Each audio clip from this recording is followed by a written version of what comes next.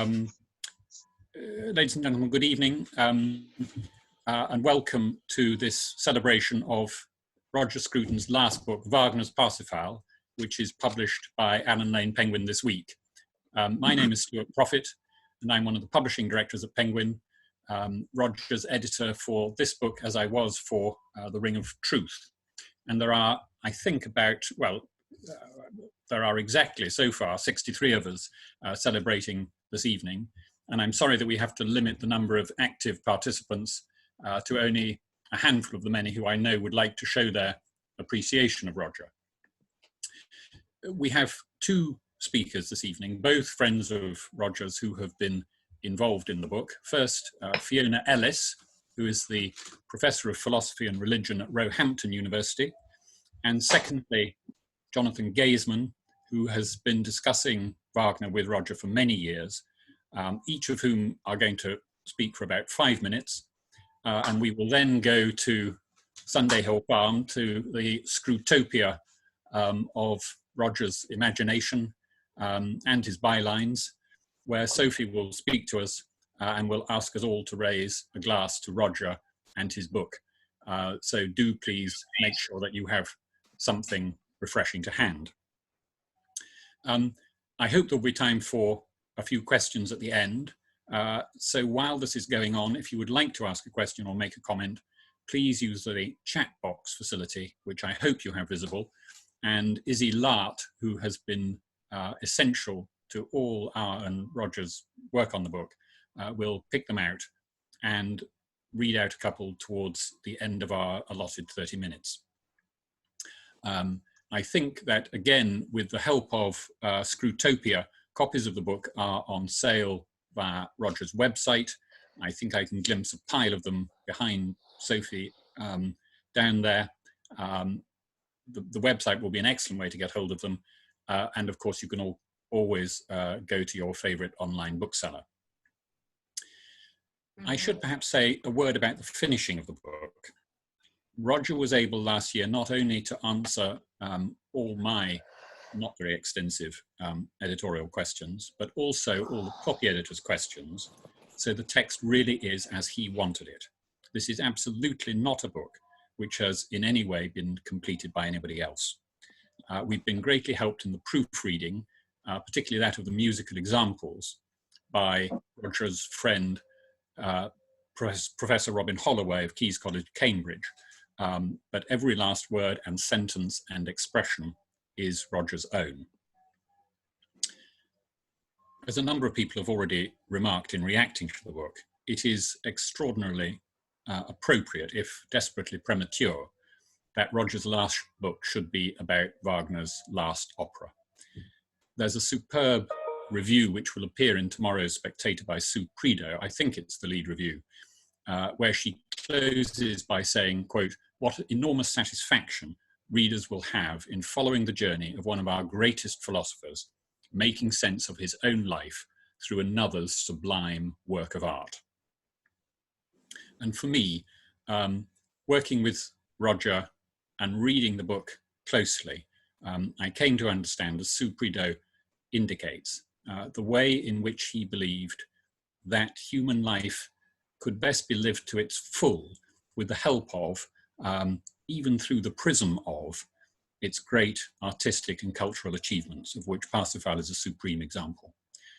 Great works of art and harmonious built environments were for Roger not simply pleasant or decorative, but a way in which to live more profoundly and to realize the human condition more fully.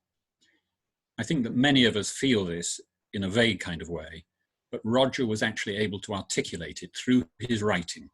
One of the reasons which makes it, and this last book in particular, so exceptionally rewarding. It was a wonderful privilege to see it taking shape, as it has been with Sophie and Izzy and Robin's help, and that of many colleagues at Penguin, to see it to publication today. So please find a glass, prepare a thought, if you will, and over first to Fiona Ellis. Thanks so much, Stuart. I want to begin by thanking Sophie for asking me to do this small talk. I last saw Roger between Christmas and New Year, and we talked about the themes of this book. What I'm going to say now is really just a follow-up to that conversation. Roger's Wagner, quotes from the book, saw the premonition of a spiritual condition in which the self-defining individual is searching for meaning in the world as it is. His final vision of redemption is, quotes again, provided by human beings, not God, for he believes in godliness rather than God. Now, the big question for Roger is how the contrast between godliness and God is to be understood. As he puts it, how can there be godliness when there's no God to provide it? He takes godliness to be the, quotes, concealed deep truth within the symbols of Parsifal, and that through which we rescue each other from degradation and reconsecrate our lives. Someone said in a seminar the other day that getting clear about the contrast between God and godliness is the most urgent theological question. And Roger pursued this question to the end. Yet there's an important distinction between Wagner's question, how can there be godliness without God, and Roger's take on the matter, although Roger's pulled in two directions, invariably perhaps given the issue at hand. What he wants to say, and what I think he thinks Wagner ends up showing through his music, and in spite of his words, is that the terms of the God-godliness contrast are more intimately connected than is often supposed, and that it's a mistake to hold them in permanent antithesis.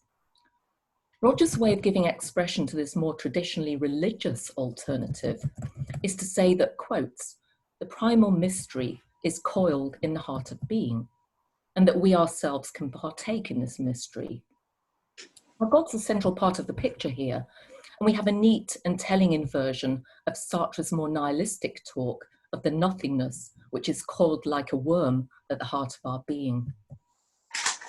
Someone called Richard Morrison wrote in the Times this week that the thickets of references in Roger's book won't appeal to the general reader. And Morrison ends his review by saying that the overall theme concerns, quotes, something that mattered a great deal to Roger, not a long and problematic opera, but his own attitude to life, death, and redemption. There's another false contrast here, for Roger's solution to the problems of life, death, and redemption are embodied in this opera, in this music of redemption, as he puts it. And this music meant everything to him. As for the thickets of references, one of the really wonderful things about this book, and about Roger's writing more generally, is that it brings together a whole world of culture. As Morrison puts it, we get to hear, quotes, what Roger thinks about what Thomas Mann said about Parsifal's similarities to Dostoevsky. It's clearly too much for Morrison, but the general reader's eminently capable of engaging with these hugely important things and figures. And Roger, more than any other thinker of our time, made it his business to reach out beyond the academy, to show that some of the central problems of philosophy are the problems of life, as his dear friend Iris Murdoch once put it, and to give due weight to the wisdom of others in his investigations. We've lost a great thinker and a great human being. Thank you very much.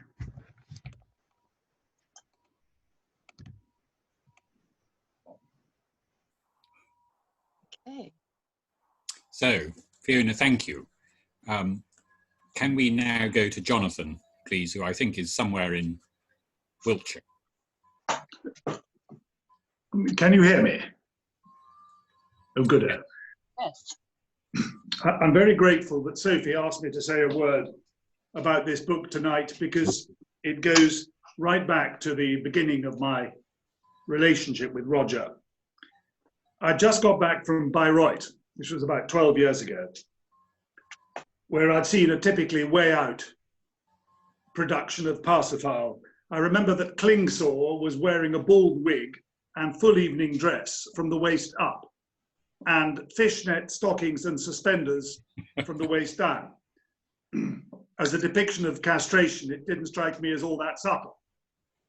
So with a deep weariness of spirit, I discovered Roger's email address, and out of the blue asked him whether he'd ever thought of writing the first ever good book on Parsifal.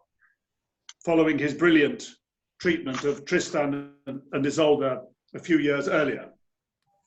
He responded to this cold call courteously, but in characteristically non-committal vein. And later, when I got to know him, he explained that his road to Parsifal lay via a study of the ring. So I knew that in order to understand an opera that is all about waiting, we were in for a long wait. As Stuart has already said, there is something fitting, even satisfying, since we all knew and dreaded the fact that one day there would be a last book. There is something fitting in the fact that Roger's final book is on the subject of Wagner's final opera. And I just want to mention two aspects of this coincidence, if such it was. And picking up one or two of Fiona's points. First, Roger's thinking was in some respects so close to Wagner's that it was sometimes impossible to tell whether he was writing about the composer's position or his own. Very good. And as is well known, and as Fiona has reminded us, they shared this belief in the necessity of reconsecrating the world to confer meaning on life in an age where religious metaphysics can no longer be relied upon to perform that task. But although much has been written about Roger and religion, and towards the end of his life he apologized, half tongue-in-cheek, I feel, about not having been clearer on the subject, he always approached it with a deep sense of humility, which was not Wagner's way. And it's a mark of Roger's importance, both on the public stage and also to his devoted friends and admirers, that we continue to debate the exact nature and degree of his faith. This book will contribute to that debate. But I think that Roger knew that however plausible the claims of scientists and anthropologists and Wagner himself, that religion is no more than a man-made construct, he knew that there remained something, even if it was only a present absence, before which one had in the end to fall silent. And although he did not articulate this heard or half-heard presence as a formal part of his philosophy, I believe that the via negativa was his ultimate path. Secondly, and as to the music itself, Wagner claimed that as he was writing the libretti for his operas, the scent of the music, the German word he used is Duft, the scent of the music would come to him with such precision that when it came to composing the notes, the task was merely the formal one of writing down something that was already there. And just as the scent of each opera is quite distinct, so each of Roger's 3 books on Wagner has a distinct style, perfectly fitted to the task in hand. And yet, as with the composer, no one else could have written them. There is something poetic as well as penetrating, compassionate as well as analytical, durch Mitleid wissend, which makes his writing about music the most perceptive of anyone's. And I can make that point best by reading a paragraph of the book which we're celebrating tonight. And I would like to end with what he says about the unforgettable start of the whole opera and the basic theme with which it all begins. How grateful we are for writing like this, and for our friend who lives forever in such writing. Quote, "The opening immediately impresses the listener with the weight of its meaning. It is a huge statement of intention, standing at the front of the work like the ceremonial entrance to the temple, sounding unaccompanied in unison. It evokes the measureless rhythm and unison cadences of plain song, and the poignant phrases that are later to be associated with sin and suffering, while seamlessly bound within its contours, seem ready to break away and grow on their own. The melody is at once repeated behind a shimmering veil of orchestral sound, creating an unforgettable impression of prayerful yearning. A more piercing icon of the religious way of life, poised between hope and sorrow, could hardly be imagined. And when the theme has again sounded twice, this time in its minor version, the listener can only be thankful that it is succeeded by a moment of silence, anticipating several other such moments in a work that again and again takes contrition to the limits, raising imploring hands to a heaven that seems never to reach down in return. Unquote. Although Roger perhaps did not choose to acknowledge the possibility in his books, let us hope that at the end, heaven reached down for him. Thank you. Jonathan, thank you so much. Can we now go down to Sunday Hill Farm to hear from Sophie? Yes, Jonathan, thank you very much. Roger certainly should be in heaven. He was good and wonderful. Thank you all for speaking. What I love about this book is that there is so much of Roger in it. All the things he wanted to talk about and get clear on are in this book. It's a bit short on jokes, but I assume we can blame Wagner for that. We are thrilled to be launching this book on the date planned, with so many of our friends, family, and Roger's philosophical and musical colleagues all taking part. Thank you for joining. I'm very sorry about the censorship with the mute button, but I think Stuart indicated we might try and release that later. May I thank Stuart Proffitt and Pen Vogler at Penguin for all they have done to bring the book out. And behind the scenes, thanks to Caroline Michelle, Roger's agent, for all her support and affection. And likewise, thanks to Roger's patient and positive PA, Izzy Lart. But most of all, thanks to Stuart. It meant so much to Roger to have you as his editor, someone he respected and trusted. The book is a beautiful hardback. I don't know if you can see it if I put it like that.